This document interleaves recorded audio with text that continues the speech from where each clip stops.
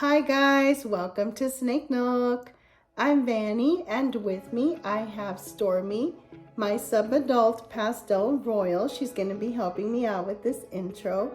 And the topic of today's video is how I condition my snakes to handling.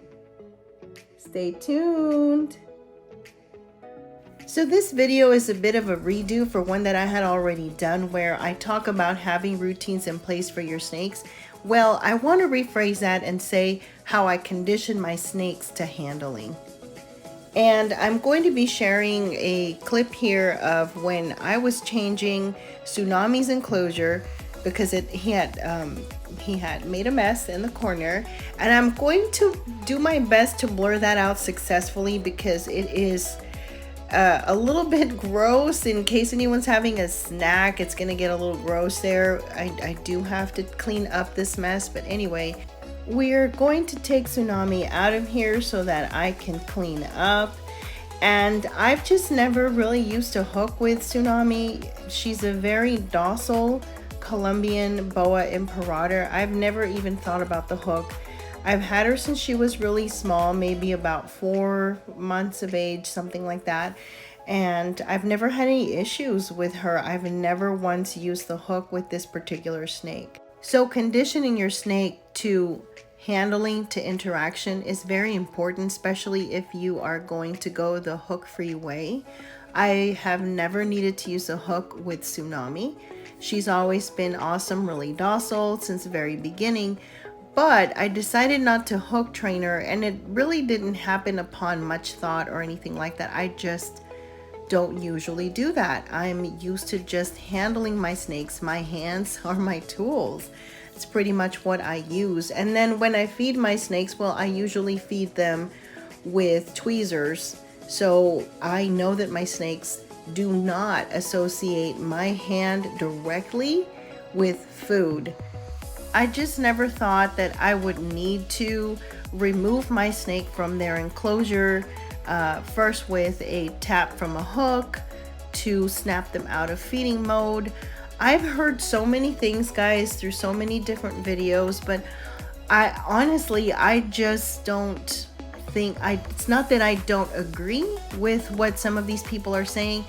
It's just that how you approach your snake, what you put into that interaction is what you're gonna get out of it. I just don't walk on eggshells around my snakes, and I'm not saying that that's what people are doing. It just seems like people are, just because it's a snake, they feel like, oh, I must snap them out of food mode.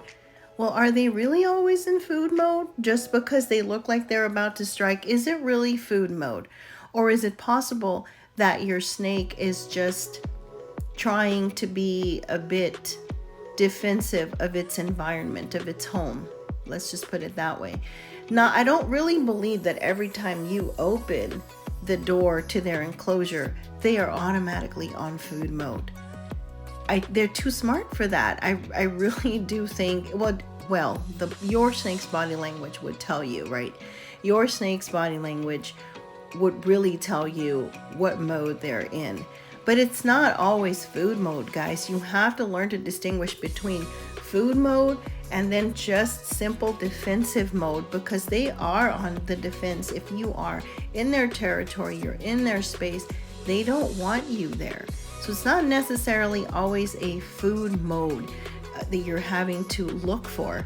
It could also just be a, hey, leave me alone mode that they're in, and so their body looks a certain way. It's positioned a certain way because they don't want you there, or they don't want you to take them out. So if you do regular handling, you shouldn't have any problem with distinguishing what a food mode position on your snake looks like versus some other mode. And what helps my snakes is that I feed them consistently. Up to now, I have been able to maintain the routine of consistently feeding my snakes every 7 to 9 days. It just depends, but it's pretty much on a weekly basis. I've been able to maintain that. And I've had to use smaller feeders, maybe on my bigger snakes that don't need to eat every week.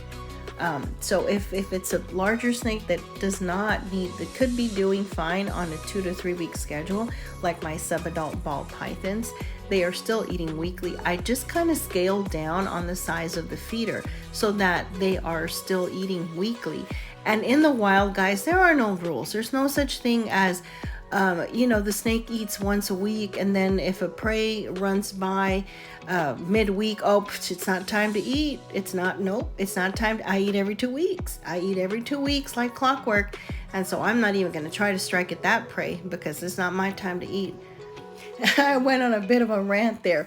But the point I'm trying to make with the weekly feeders is that my snakes are on a routine, and they do pick up on that routine.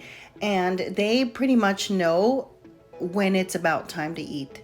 They're very particular about the way they behave when they know that it is about that day, or that evening rather, that they're going to eat. And I can take any one of my snakes out of their enclosure. At this point, I have built that kind of relationship with my snakes, and they know, and I interact with them regularly. So they have been conditioned to plenty of human interaction, plenty of human handling, that they know that I'm going to open their enclosure, and it's not always food. It can be other things. It can be, like, for instance, this particular time when I took Tsunami out. Tsunami was hanging out around my neck while I was doing the cleaning, and I only had the one hand because my phone, that's what I used to record with, well, I was holding my phone with my left hand and I was doing the work with my right hand. And my Tsunami didn't try to strike me when I reached in there, when I was in his home, in his space, because he's used to it. When that enclosure opens, it can be several different, multiple positive opportunities for stretching out, for hanging out even with other snakes, for hanging out with their handler. And believe it or not, they know that they are with you, and they're okay with it if they're used to you. Now I want to show you something. Here I am again in the evening. I'm going to take out another one of my boas. This one had a bit of a rough history at the beginning when she got here. She was the hissy snake. She certainly was not used to any handling whatsoever. I had to desensitize her to handling, and then build that trust, and now she's conditioned to the handling, to the interactions. And look, I can reach in here at any given time in the evening. She's not looking at me like she's going to engage in some sort of defensive behavior. And I also want to share with you guys a little bit about Torrent here. He is completely done with his journey to desensitization, to handling. He's doing awesome. Now we're at the point where we are conditioning him to interaction, to handling. He's doing amazing. I don't have to worry about him striking out anymore. I don't use a hook whatsoever to pick him up. It's what you put into this, guys, that you're gonna get out of it. So no more hook for Torrent.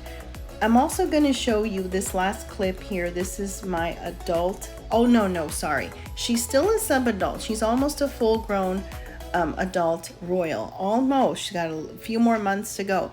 But look, guys, she loves to hide under the newspaper. And look, you're going to see her position, like the way she is positioned. She's not even ready and waiting. She knows I'm there. She's very smart. She knows I'm there. And she's not looking at me. You notice that my snakes were not like directly engaged to come out and be defensive. They know that interaction with me is positive. I care about them and I love them, and they sense this. They know this, guys. Thank you so much for watching. Y'all have a good one. Bye. And this, guys, is a failed intro.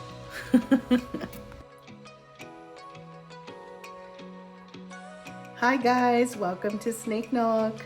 I'm Vanny, and with me I have Stormy. She is my pastel